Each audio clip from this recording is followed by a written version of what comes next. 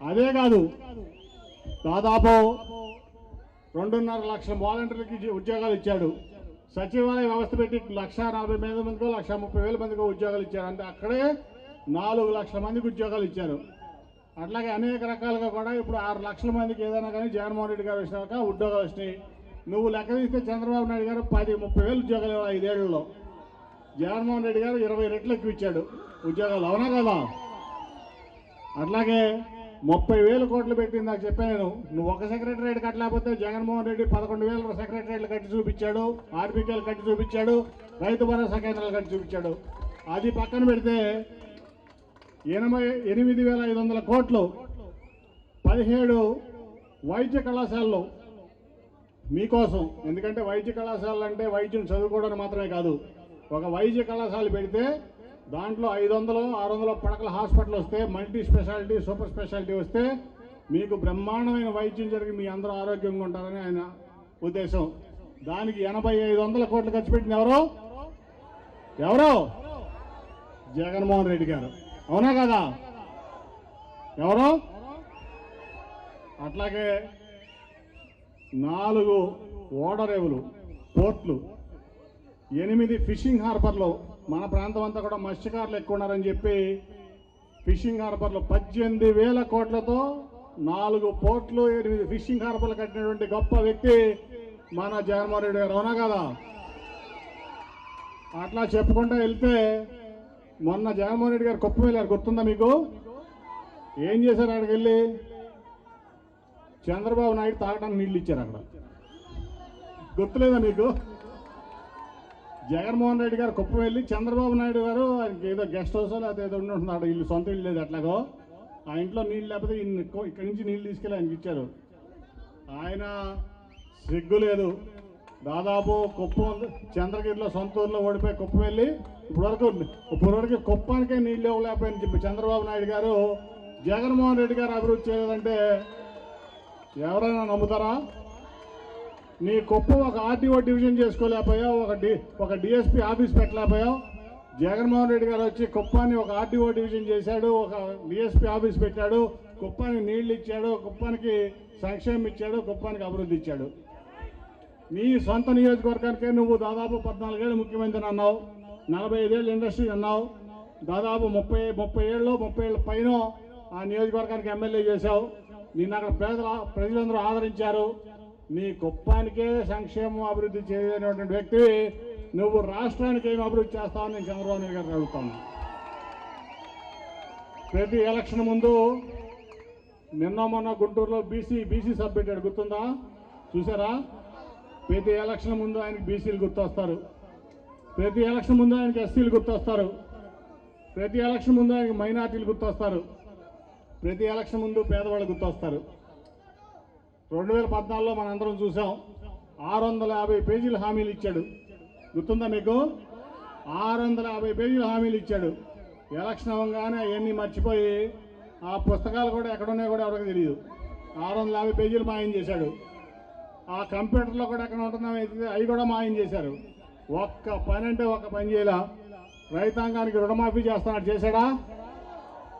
డ్వాక్రా మహిళకి రుణమాఫీ చేస్తానని చేశాడా? ఏమీ చేయలేదు.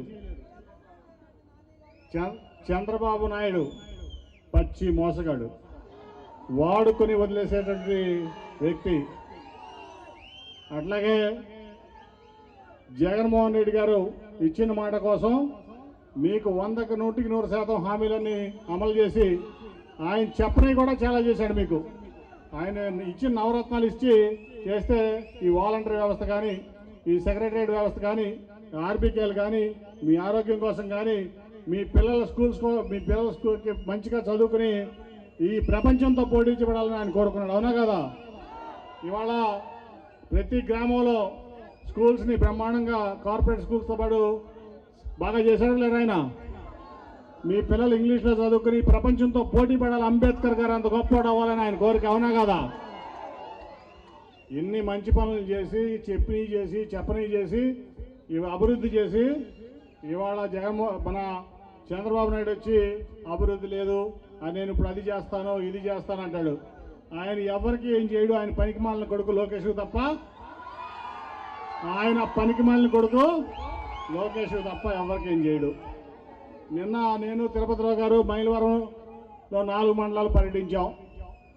దాదాపు 30,000 పైన ఇళ్ల పట్టాలు ఇచ్చాం. నిన్న రిజిస్ట్రేషన్ చేసి నాకు తెలుసు 2014 నుంచి 19 వరకు కేంద్రం 5 లక్షలు ఇల్లు ఇచ్చింది చంద్రబాబు నాయుడుకి. నువ్వు కట్టి పేదలకు ఉచితంగా ఇవ్వని. ఒక్క ఇల్లు ఇచ్చాడా? ఈయన మాత్రం ఈయన కొడుకు కోసం జూబ్లీస్లో పెద్ద ప్యాలెస్ కట్టుకున్నాడు. దానికి ఫర్నిచర్ ఇటలీ నుంచి తెప్పించాడు. ఎక్కడి నుంచి? ఇటలీ నుంచి తెప్పించాడు. కానీ పేదోడికి మటుకి ఒక్క ఇల్లు ఇవ్వాల. ఇవాళ వచ్చి నాకు ఓటేయండి, మీకు అది చేస్తాను, మీకు ఇది చేస్తానంటే ఎవరన్నా నమ్ముతారా? ఆయన్ని ఎవరో నమ్మరు. పచ్చి మోసగాడు, చెప్పిన మాట మీద నిలబడే వ్యక్తి కాదు. పచ్చి అబద్ధాలు కోరు వ్యక్తుల్ని అందరినీ వాడుకుని వదిలేసే రకం. ఇవాళ మనందరం బాగుండాలంటే ఏం జరగాలి? జగనన్న రావాలి.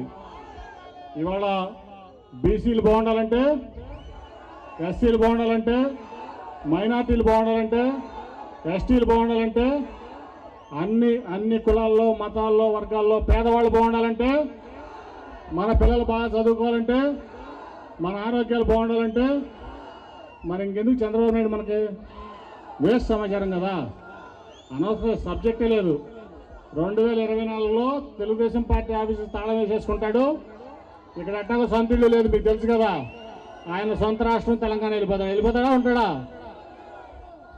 ఇక్కడ ఉండే పరిస్థితి లేదు, దాంట్లో ఎటువంటి సందేహం లేదు. ఆల్రెడీ మీరు చూశారు, జగన్ గారి దెబ్బకి రాజ్యసభలో టీడీపీ 0. ఎన్టీ రామారావు గారు 1982లో పార్టీ పెడితే 40 ఏళ్ల తర్వాత ఆయన మనవడు లోకేశం, పనికిమాలిన లోకేశం, అల్లుడు చంద్రబాబు కలిసి రాజ్యసభలో జగన్ గారి దెబ్బకి 0, ఒకడు కూడా లేరు. తెలంగాణలో పార్టీ మూసేసుకున్నాడు. ఒక్క ఎలక్షన్ పోటీ చేశాడా? అక్కడ మూసేశాడు. రేపు మళ్ళీ జగన్ గారి దెబ్బకి 24లో ఇక్కడ కూడా మూసేస్తాడు. 175కి 175 మళ్ళీ జగన్ గారు కొడుతున్నాడు. మీరందరూ స్వర్ణాల తిరుపతిరావు గారిని భారీ మెజార్టీతో గెలిపించుకుంటున్నారు.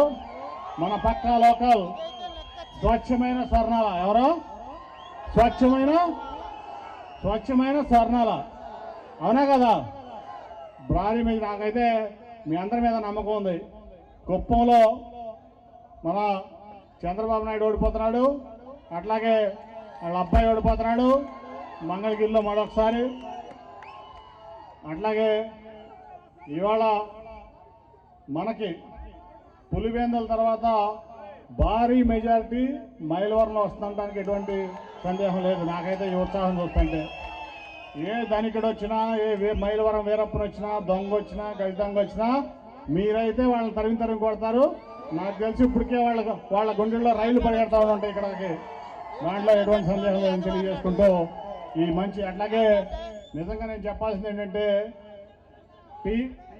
టీం వైఎస్ఆర్సీపీ మైలవరం నియోజకవర్గం ఇవాళ బ్రహ్మాండమైనటువంటి ఒక సమిష్టి కృషి చేసి ఈ ఆఫీస్ ఓపెనింగ్ కానీ, అట్లాగే ఈ కార్యక్రమం కానీ భారీ సక్సెస్ చేసిన ప్రతి ఒక్కరికి, అందరికీ ఇది ఎవరి విజయం కాదు, టీం వైఎస్ఆర్సీపీ మైలవరం పార్టీ సమిష్టి విజయాన్ని ప్రతి ఒక్కరికి పైనుంచి కింద వరకు, నాయకుల నుంచి కార్యకర్తల వరకు అందరికీ నా కృతజ్ఞతలు తెలియజేసుకుంటూ సెలవు తీసుకున్నాను. ధన్యవాదాలు.